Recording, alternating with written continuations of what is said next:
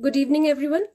आज मैं तृप्ति भट्ट, मैं एक आईपीएस ऑफिसर हूँ 2013 बैच से और उत्तराखंड काडा में मैं currently as SSP Tehri Garhwal posted हूँ।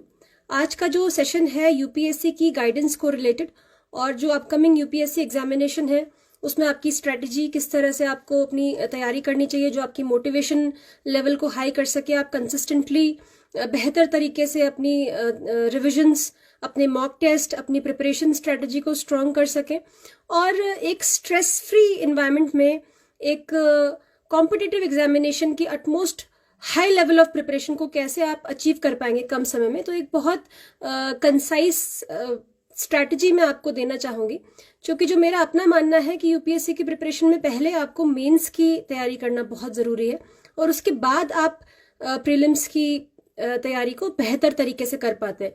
क्योंकि मेंस की जब आप प्रिपरेशन करते हैं तो एक सब्जेक्टिव अंडरस्टैंडिंग बनती है, कंसेप्चुअल डेवलपमेंट होता है और उसके बाद प्रीलिम्स के लिहाज से उसमें हम एक ऑब्जेक्टिव जो एस्पेक्ट है, जो उसमें फैक्चुअल अंडरस्टैंडिंग है, कुछ हद तक स्टैटिस्टिकल अंडरस्टैंडिंग है, या जो एक एलिमेंट ऑफ वो है याददाश्त के तौर पे आपको जो बार बार रिपीट करनी होती हैं चीज़ें, वो बाद की स्टेज में आती है। इनिशियली बहुत ज़रूरी है कि आप उसमें अपनी कंसेप्चुअल अंडरस्टैंडिंग डेवलप करें ताकि आप उसको लॉन्ग टर्म में ऑन पेपर बेहतर तरीके से रिप्रेजेंट भी कर पाएं, उसको बेहतर तरीके से एक्सप्रेस कर पाएं अपनी खुद की लैंग्वेज में। क्योंकि जो क्वेश्चंस फ्रेम होते हैं वो कभी भी टेक्स्ट बुक के स्ट्रेट फॉरवर्ड क्वेश्चंस नहीं होते। आपको कहीं ना कहीं एक अपना grip on the topic is extremely essential. एक जो बहुत बड़ी गलती लगभग सभी एस्पिरेंट्स करते हैं कि बहुत ज़्यादा सोर्सेज से पढ़ाई करते हैं, तो उसमें एक तो आपका सफिशिएंट रिवीजन नहीं हो पाता, दूसरा कन्फ्यूजन्स बहुत क्रिएट होते हैं, तीसरा आपकी effective time management last moment पे नहीं हो पाता। I think some people are requesting that I express myself in English. I think there are people from different states. So I'll switch on to English now. A common mistake by all aspirants is that they prefer lot of sources for each topic.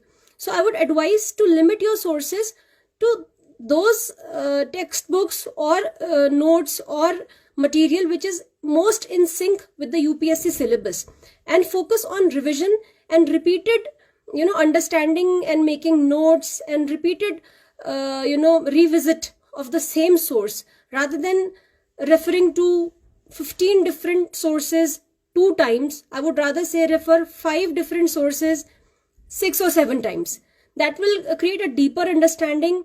It will be registered in your memory better and you'll be able to better manage your time just immediately before the examination appears near. And another advice that I would like to give is to be focused on the previous year papers and the syllabus. Another common mistake by all aspirants is that they tend to divert and digress from the main topic of preparation.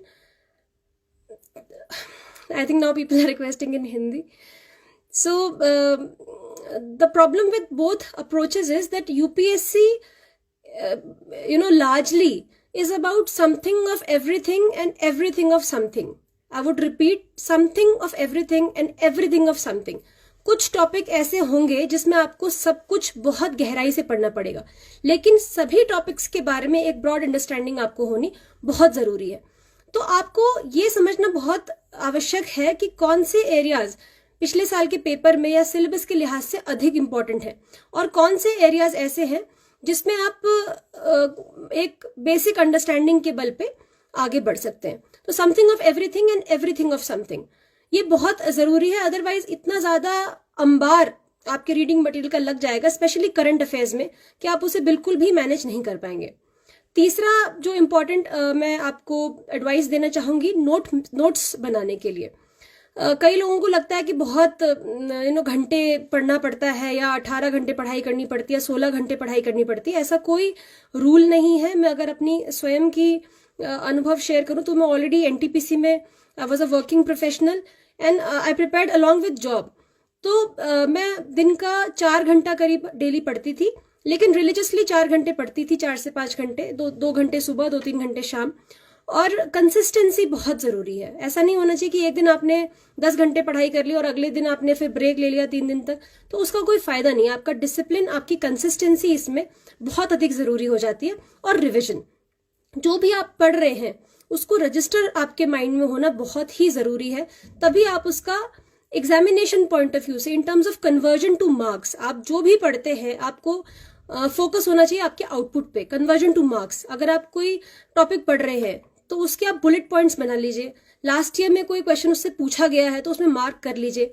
आपको लगता है कि current affair में कोई important, for example essential commodities act आपको लगता है कि किसी करंट हैपनिंग से रिलेटेड हो सकती है, तो आप उसमें अपना एक खुद का व्यू पॉइंट क्या डाल सकते हैं, इन फेवर एंड अगेंस्ट। तो उतनी ब्रेन स्टॉर्मिंग करके आपको एक एक टॉपिक इंडिविजुअली प्रिपेयर करना जरूरी है, ताकि आप मेंस के लिहाज से एक कंप्लीट पैकेज अपने आंसर में दे सके और उसका मार्क्स में आपका कन्वर्जन हो सके। एक और जो मैं आपको सलाह देना चाहूंगी, अपनी एक बुकलेट बना लीजिए स्टैटिस्टिक्स की।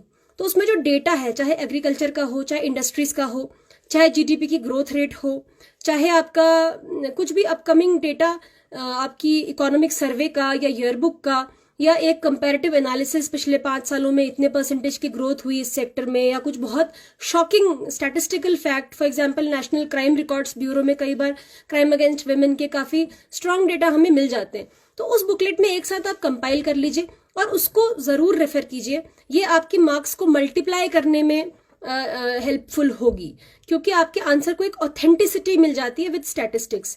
तो ये बहुत जरूरी है। इसको आप ऐसे में भी इस्तेमाल कर सकते हैं, अपनी मेंस की आंसर राइटिंग में इस्तेमाल कर सकते हैं। आप इसे अपने जनरल स्टडी की किसी भी आंसर की इनरिचमेंट के लिए, क्वालिटी इंप्रूव करने के लिए आप इसे इस्तेमाल कर सकते हैं।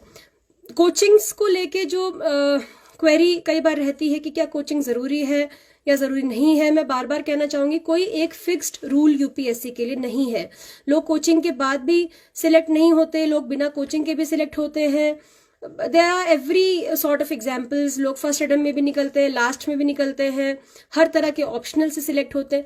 मैं कहना चाहूंगी आपको अपनी खुद की स्ट्रेंथ, अपनी खुद की वीकनेस खुद जज करनी जरूरी है। अगर आपके अंदर डिसिप्लिन की कमी है तो कोचिंग कुछ हद तक एक टाइम लिमिट में सिलेबस खत्म करवाना और एक सेंस ऑफ डिसिप्लिन लाने में कई लोगों के लिए हेल्पफुल होती है। जो लोग बिल्कुल नए हैं, जिनको कोई गाइडेंस नहीं है, कोई आइडिया नहीं है, वो भी कई बार कहते हैं कि हमें कोचिंग से एक डायरेक्शन मिली या एक गाइडेंस मिल गई। जो मेरा अपना पर्सनल एक्सपीरियंस है, मैंने सेल्फ स्टडी के बेसिस पे एग्जामिनेशन क्रैक किया और अपने फर्स्ट अटेम्प्ट में ही क्रैक किया। और जो मेरा सेकेंड अटेम्प्ट था उसमें मैंने नए पैटर्न में एग्जाम दिया था। दोनों ही पैटर्न्स में मेरी ऑलमोस्ट सिमिलर रैंक आई थी और दोनों ही अटेम्प्ट्स मैंने बिना कोचिंग के दिए थे। एक बार मेरी 165 थी और एक बार मेरी 168 ऑल इंडिया रैंक थी। मैंने 2 ही अटेम्प्ट्स दिए हैं। तो दोनों ही अनुभव मेरे बिना कोचिंग के रहे और अच्छे मार्क्स मैंने लगभग सभी ऑप्शनल्स में मेरे आए। तो अब वहीं आप और भी उदाहरण देख सकते हैं जिनके कोचिंग के लिए काफी अच्छा फीडबैक होगा। तो ये इंडिविजुअल टू इंडिविजुअल वेरी करता है। जो मेरा अपना अनुभव है, जो मेरी अपनी राय है, ऑनलाइन काफी अच्छा स्टडी मटेरियल, काफी सारे वीडियोस, काफी सारे चैनल्स, टेलीग्राम पे काफी सारा स्टडी मटेरियल, इनफैक्ट फोटोकॉपी के तौर पे आपको सारे मेजर जो कोचिंग सेंटर्स हैं उनके नोट्स फ्रीली अवेलेबल है मार्केट में। तो आपके पास कोई shortage of material in terms of coaching centre नहीं है। ऐसा कोई सीक्रेट रेसिपी नहीं है कोचिंग सेंटर में जो आप एक्सेस नहीं कर सकते। Only issue is you must be very disciplined and focused. उस पूरे मटेरियल को एक तय टाइम लिमिट में खत्म कर पाना, रिवाइज कर पाना, उससे अपने नोट्स बना पाना, वो बहुत जरूरी है। Without that level of consistency and discipline, time-bound completion of syllabus and revision and answer writing practice, इन सब elements के बिना you cannot crack the examination. Combination of all these elements या आप कोचिंग की हेल्प से कर पाए या सेल्फ स्टडी से कर ले, ये प्योरली आपका एक इंडिविजुअल कैपेसिटी, इंडिविजुअल प्रेफरेंस, आपकी ज्योग्राफिक लोकेशन, क्या आप वर्किंग है, आप नॉन वर्किंग है, हर इंसान की परिस्थितियां बहुत अलग होती हैं और उसी हिसाब से आप अपने लिए एक इंडिविजुअल कॉल ले कि आपको कोचिंग की जरूरत है या नहीं है। जो आपका फोकस होना चाहिए बेसिक से एडवांस्ड। फर्स्ट स्टेप में एनसीईआरटी क्लास 6 से लेके 12 तक, that is the first step of UPSC preparation. और बिना आपके फंडामेंटल्स के स्ट्रांग हुए आप कोई भी फर्दर उसमें बिल्डिंग ब्लॉक के तौर पे आप उसे लें, फर्स्ट स्टेप के तौर पे लें। एनसीईआरटी की कम से कम 2 या 3 रीडिंग कर लें, कैजुअल रीडिंग करें, फिर धीरे धीरे उसमें आपकी अंडरस्टैंडिंग डेवलप होगी। फिर आपका text books, standard text books, जैसे पॉलिटी में लक्ष्मीकांत के बिना मुझे नहीं लगता कोई पॉलिटी इफेक्टिवली तैयार कर सकता है, या हिस्ट्री में फॉर एग्जांपल स्पेक्ट्रम है या बिपिन चंद्र है, मतलब कुछ स्टैंडर्ड टेक्स्ट बुक्स हैं। ज्योग्राफी के लिए जीसी लियोंग बहुत अच्छी एक बुक है। कुछ स्टैंडर्ड टेक्स्ट बुक्स जो बिल्कुल बेसिक है यूपीएससी के लिए, वो स्टेप 2 में आती हैं। फिर स्टेप 3 में आप एडवांस्ड टेक्स्ट बुक्स पे जाते हैं, जिसमें वो पार्ट्स हैं यूपीएससी सिलेबस के जो ये सारी बुक्स कवर नहीं कर रही, या कुछ एक एक्स्ट्रा एनरिच्ड पार्ट है। और 4th स्टेप में आप उसको टॉप अप करते हैं स्टैटिस्टिक्स से, इंडिया ईयर बुक से, इकोनॉमिक सर्वे से, कोचिंग के नोट से। ये आपका एक अपना कन्वेंशनल पार्ट बनता है। और जहां तक करंट अफेयर का सवाल है, वो आपका पैरेलली चलता है, चूंकि आप अखबारों को आपको रेगुलरली पढ़ना है, आपको मंथली मैगजीन्स रेफर करनी है, और उसके साथ आपको अपनी कन्वेंशनल जो अंडरस्टैंडिंग है उसे क्लब करना है। यानी कि जो भी इश्यूज करंट अफेयर में ज्यादा डिस्कस हो रहे हैं, ज्यादा न्यूज में आ रहे हैं, उससे रिलेटेड आपका कौन सा कन्वेंशनल टॉपिक है, उसको आप कैसे आपस में कोरिलेट कर पाएंगे। इसी से मिला जुला के आप पूरी तरह एक स्ट्रॉन्ग फाउंडेशन अपनी यूपीएससी प्रिपरेशन की बना सकते हैं।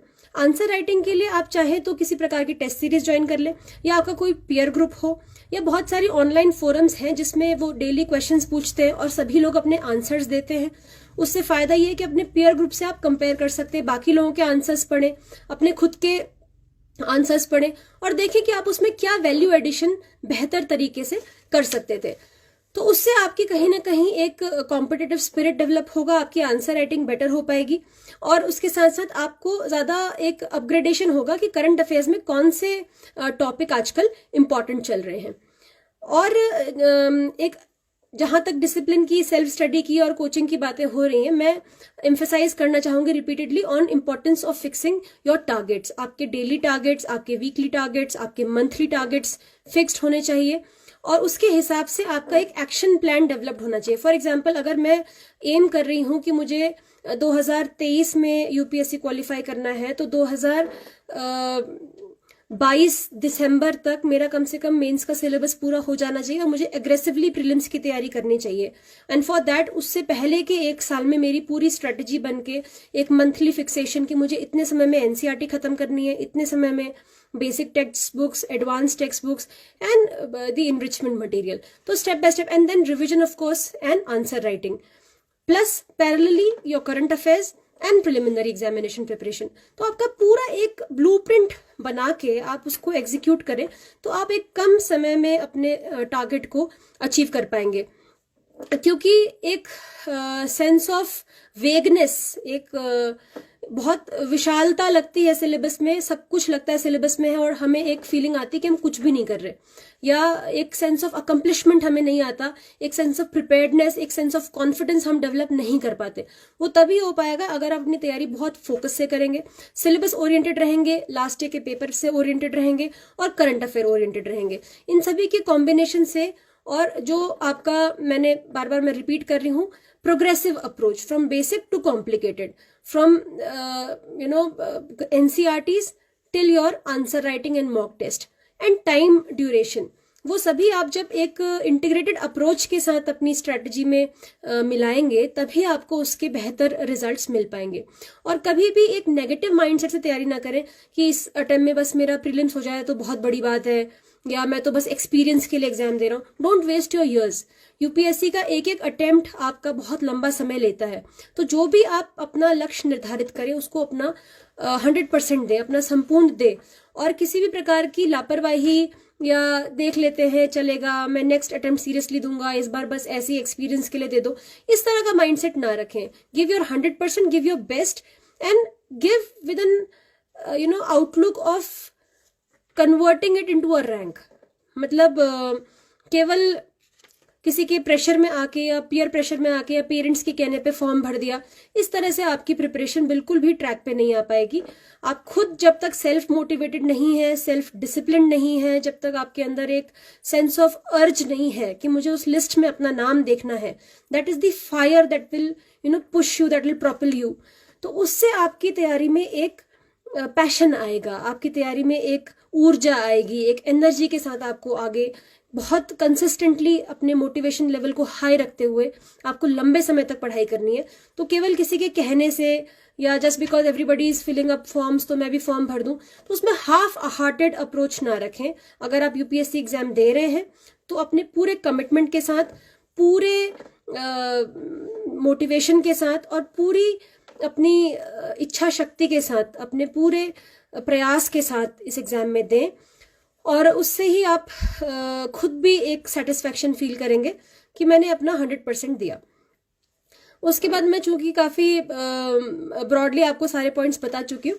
नोट्स के लिए काफ़ी लोग पूछ रहे हैं कि नोट्स किस तरह से बनाए जाए। नोट्स बनाने के कई तरह के मेथड्स हैं।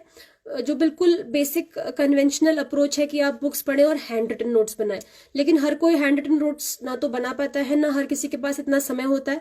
प्लस कई चीज़ें रेपिटेटिव होती हैं। जो आप हैंड रिटन नोट्स बनाएंगे एनसीईआरटी के, तो वही आपको लगेगा कि प्रिंटेड मार्केट में भी अवेलेबल है, तो मैं खुद अपने नोट्स क्यों बनाऊं। तो नोट्स को लेके मेरा अपना ये मानना है कि आपको बिल्कुल रिजिड नहीं होना चाहिए, बहुत ओपन माइंडेड रहिए। कुछ एरियाज ऐसे हैं, फॉर एग्जाम्पल एनसीईआरटी के ज़्यादा वॉल्यूम होता है और नोट्स बहुत कम बनते हैं। जब आप 6 से लेकर 12 तक की एनसीईआरटी पढ़ेंगे, उसके नोट्स बहुत कम, समरी नोट्स बहुत कम पेजेस कवर करेंगे। तो जिसमें वॉल्यूम ऑफ बुक्स ज़्यादा है उसमें प्लीज़ नोट्स बनाएं, अदरवाइज आप एग्जाम से एक दिन पहले पेपर्स भी नहीं पलट पाएंगे उसके। Same goes for India year book, same goes for any voluminous text book, same goes for history, ancient history, medieval history, जिसमें आपको बहुत वॉल्यूमिनस रीडिंग करनी है। और अगर आप उसको नोट्स के फॉर्म में, चार्ट्स के फॉर्म में, फ्लो चार्ट्स के फॉर्म में बनाएंगे तो कम समय में आप उसका रिविजन कर पाएंगे एग्जाम से ठीक एक दिन पहले। तो कुछ पार्ट तो आप 100% खुद के हैंड रिटन नोट्स में ही बनाए। कुछ पार्ट ऐसा होगा जो आपको रेडीमेड नोट्स में मिल जाएगा, जैसे टाइमलाइंस है, जैसे आपके करंट अफेयर्स के कुछ पार्ट हैं, जैसे आपके पॉलिटी में लिस्ट ऑफ आर्टिकल्स है कॉन्स्टिट्यूशन के, तो उसमें बेयर एक्ट खरीद लें, उसको आपको हैंड रिटन नोट्स की आवश्यकता नहीं है। उसी में आप स्टिकी नोट्स लगा लें, उसी में अंडरलाइन कर लें, लास्ट ईयर कुछ पूछा गया है तो उसी में निशान लगा लें कि प्रीवियस ईयर पेपर में पूछा गया था। That will save on your efforts of री इन्वेंटिंग द व्हील। और उसके अलावा कुछ हिस्से ऐसे होंगे जो आपको किसी पर्टिकुलर बुक से ही आपके सिलेबस को कवर कर पा रहे होंगे, या आप जो इनरिचमेंट पार्ट में जब आएंगे, जब आपका डेटा, स्टैटिस्टिक्स, आपके नेशनल क्राइम रिकॉर्ड ब्यूरो या जहां से भी आप रेफर कर रहे हैं अपने स्टैटिस्टिक्स वाले पार्ट के लिए, तो उसके नोट्स को आप सेपरेटली मेंटेन करेंगे तो वो आपको हर पेपर में, आपके ऐसे में, आपके हर आंसर राइटिंग में, क्वालिटी एनहेंसमेंट में बहुत मददगार सिद्ध होगा। तो एक ऑर्गेनाइज्ड वे में अगर आप नोट्स बनाएं तो वो आपके लास्ट मोमेंट रिविजन में बहुत सहायक होगा, आपकी आंसर राइटिंग को काफी अपग्रेड करेगा और आपको एक ऑर्गेनाइज्ड वे में प्रिपरेशन की एक सेल्फ कॉन्फिडेंस में भी इन्हेंसमेंट आप फील करेंगे। और मेरे ख्याल से अधिकतर एरियाज जो क्वेरीज आप लोग पूछ रहे थे वो मैंने कवर कर ली है। लास्ट में मैं केवल ये कहना चाहूंगी कि किसी भी एग्जाम में सिलेक्शन होना या ना होना या इनिशियल फेलियर्स ये डिटरमिन नहीं करते कि आपका करियर ट्रेजेक्ट्री या आपकी फ्यूचर लाइफ ट्रेजेक्ट्री क्या होगी। तो बिल्कुल भी पेसिमिज्म को हावी ना होने दें, हमेशा एक ऑप्टिमिस्टिक माइंडसेट से तैयारी करें, एक बैलेंस्ड माइंडसेट से तैयारी करें, स्ट्रेस बिल्कुल भी ना लें, अपने खाने पे, अपने रेस्ट पे, अपने एक बैलेंस्ड लाइफस्टाइल पे ध्यान दें। मैंने कई बार देखा है लोग इतना ज़्यादा बर्न कर लेते हैं खुद को प्रिपरेशन टाइम में कि एग्जामिनेशन टाइम में आप बीमार पड़ जाते हैं। तो अपनी हेल्थ, अपनी मेंटल वेलबींग, अपनी इमोशनल वेलबींग, अपना एक डी स्ट्रेसिंग, अपना एक फैमिली इंटरेक्शन, उन सभी के लिए स्पेस रखें लाइफ में और खुद को कभी भी एग्जॉस्टेड या बर्न ना होने दें। बहुत ज़रूरी है कि एग्जाम से एक दिन पहले आप सफिशिएंट नींद लें, प्रॉपर पानी पिए, प्रॉपर खाना खाएं और you should have a very calm mind inside the examination hall. अगर आप बहुत अधिक एंजाइटी या स्ट्रेस में है या एक प्रेशर में है कि इतने क्वेश्चन तो अटेम्प्ट करने ही है, एक बहुत बड़ी गलती लोग करते हैं, पहले से दिमाग में लेके चलते हैं कि कट ऑफ इतनी आएगी और मुझे इतने क्वेश्चन अटेम्प्ट करने हैं, और कट ऑफ तो पता नहीं, लेकिन उस एक फिक्शनल टारगेट को अचीव करने के लिए बहुत सारे नेगेटिव मार्किंग होने के कारण लोग प्रीलिम्स में क्वालिफाई नहीं कर पाते। तो जो प्री एग्जाम गेस वर्क होता है रिगार्डिंग कट ऑफ, तो उस पूरे डाइग्रेशन में ना उलझें, अपना दिमाग केवल और केवल अपनी प्रिपरेशन पे, स्मार्ट वर्क पे अगर आपको लगता है कि एलिमिनेशन से आप बेहतर ऑब्जेक्टिव आंसर्स दे पाएंगे तो एलिमिनेट कर लें, पर कभी भी एक हद से ज़्यादा रिस्क ना लें, क्योंकि नेगेटिव मार्किंग के कारण ये हो सकता है कि आपको प्रीलिम्स में क्वालिफिकेशन ही आपको मुश्किल हो जाए, क्योंकि कट ऑफ कोई भी डिटरमिन नहीं कर सकता। एग्जामिनेशन के बाद भी कई दिनों तक कई फोरम्स पे डिस्कशन चलते हैं और एग्जैक्ट कट ऑफ लोग नहीं गेस कर पाते। तो इस प्रकार के नोशनल गेम्स में ना जाएं। और एक आखिरी जो मैं एडवाइस देना चाहूंगी टाइम मैनेजमेंट की, which goes for mains examinations also, क्योंकि कई बार मैंने देखा है कि आपको किसी टॉपिक पे आपकी स्ट्रेंथ है, अच्छी ग्रिप है, आपको नॉलेज है, तो इतना हम ड्रिवन हो जाते हैं about writing in detail on that particular topic and we lose out on some other topic. तो आपको अपने आंसर राइटिंग में mock test, timed mock test और पूरे के पूरे क्वेश्चन पेपर को अटेम्प्ट करना, मतलब आपको you must touch every question whether or not you know in depth. जितना भी आपको आता है, जैसा भी आता है, कभी भी ये नहीं होना चाहिए स्पेशली मेंस में कि आप एग्जाम अटेम्प्ट मतलब कोई क्वेश्चन अटेम्प्ट ही नहीं कर पाए। तो इसके लिए बहुत जरूरी है कि आप टेस्ट सीरीज ज्वाइन कर लें कोई, या आपस में आंसर राइटिंग प्रैक्टिस कर लें और टाइम ड्यूरेशन में अपना अलार्म लगा के उतने क्वेश्चंस को या पिछले साल के पेपर्स को with in time frame answer writing की जरूर प्रैक्टिस कर लें। उससे आप एक बेहतर कॉन्फिडेंस लेवल के साथ एग्जामिनेशन हॉल में जाएंगे और डेफिनेटली उससे आपकी परफॉर्मेंस पे काफी पॉजिटिव फर्क उससे पड़ेगा। आई थिंक आप सभी को एक ब्रॉड बर्ड्स आई व्यू इससे प्रिपरेशन का मिला होगा, इंक्लूडिंग प्रीलिम्स मेंस। इंटरव्यू की जहां तक बात है तो इंटरव्यू को लेके बहुत सारे फोरम्स भरे पड़े हैं यूपीएससी इंटरव्यू प्रिपरेशन को लेके। इस पे मैं बहुत अलग ज़्यादा कुछ नहीं कहना चाहूँगी, चाहे बॉडी लैंग्वेज हो, चाहे कॉन्फिडेंस हो, चाहे आपका डीएएफ रिलेटेड होमवर्क हो, चाहे करंट अफेयर्स हो, चाहे आपका एक ऑनेस्टी हो। बहुत सारे सोर्सेज में आपको वही चीज़ें बार बार लिखी हुई मिलेंगी। और ये गलती बहुत लोग करते हैं कि शुरुआत इंटरव्यू की तैयारी से करते हैं और प्रीलिम्स वीक रहता है और प्रीलिम्स ही क्वालिफाई नहीं हो पाता, विच इज़ वेरी अनफॉर्चुनेट। आपको मैं बार बार रिपीट करना चाहूंगी, आपका फोकस ऑफ प्रिपरेशन मेंस होना चाहिए, then you go for prelims and after you qualify mains that period is sufficient, more than sufficient for interview preparation, क्योंकि उससे पहले आप इतना कुछ पढ़ चुके होते हैं मेंस के लिए कि आपका करंट अफेयर्स और जो कन्वेंशनल पार्ट है वो काफी हद तक मजबूत हो चुका होता है। उसके अलावा एक्स्ट्रा आपको केवल जो आपका होम स्टेट है, आपका जो होम डिस्ट्रिक्ट है, आपकी जो एजुकेशनल बैकग्राउंड है, आपने अपने डिटेल्ड एप्लीकेशन फॉर्म में जो हॉबीज लिखी है, आपकी खुद की पर्सनैलिटी है और जो ऑनगोइंग इवेंट्स चल रहे हैं of national and international importance, उसको लेके आपकी राय है, आपका कॉन्फिडेंस लेवल, बॉडी लैंग्वेज, काफी सारी चीजें हैं जो इंटरव्यू में एक होलिस्टिक असेसमेंट जिसका किया जाता है। मैंने देखा कई तरह के फनी पेजेस बनाए जाते हैं जिसमें कुछ टिपिकल से क्वेश्चंस क्लेम किए जाते हैं कि यूपीएससी इंटरव्यू में ये पूछा गया इससे और उसने सोचो क्या जवाब दिया होगा, और बहुत ही बैफलिंग और बहुत ही कंफ्यूजिंग से क्वेश्चंस लगते हैं कि कोई ऐसा कैसे पूछ सकता है कि मछली कहाँ उड़ती है, and all those random and stupid questions. कृपया उन फोरम्स में टाइम वेस्ट ना करें। इंटरव्यूज बहुत बैलेंस्ड होते हैं, बहुत इंटेलेक्चुअल इंटरव्यूज होते हैं और किसी प्रकार की जगलरी से आप इंटरव्यू क्वालिफाई नहीं करते। You must be very honest in your approach, you should be knowledgeable about what you are speaking, you must not bluff around and you should be calm, composed and confident. उसके साथ जो आपका knowledge base है वो already prelims और mains में काफी हद तक एग्जामिन किया जा चुका होता है। इंटरव्यू में आपकी पर्सनैलिटी, आपका एक व्यू पॉइंट, आपका टेम्परामेंट, स्ट्रेस के अंदर आप किस तरह से काम करते हैं, आपका एक ब्रॉड सर्विस को लेके क्या नजरिया है, आपने जो कुछ क्लेम किया है अपने बारे में वो आप किस हद तक उसे डिफेंड कर पाते हैं या एक्सप्रेस कर पाते हैं। तो एक काफी अलग बॉल गेम है इंटरव्यू का, और I think we can take a different session for interview preparation all together. जो ब्रॉडली मुझे बातें कहनी थी, आई थिंक तीनों जो एस्पेक्ट्स हैं यूपीएससी प्रिपरेशन के उस पर काफी डिटेल में मैंने बता दिया। And I hope that this session was useful for the young aspirants and I wish all of you very best of luck for all your future endeavors, and specially जो भी एस्पिरेंट्स नए हैं UPSC के field में, मैं सभी से कहना चाहूंगी कि किसी प्रकार की ग्लास सीलिंग्स अपने मन में ना बनाए कि मैं ये नहीं कर सकता या मैं ये नहीं कर सकती। आप सब कुछ कर सकते हैं लाइफ में, जो भी आप फोकस्ड वे में, जिसपे आप मेहनत करें, जो आप कंसिस्टेंटली तैयारी करें, जो भी आप प्रयास करें ईमानदारी से, sooner or later you will definitely achieve it. And you must always be highly motivated, energetic and hard working to achieve your goal, and you will get the best of everything, whatever you are passionate about. जय हिंद, जय भारत।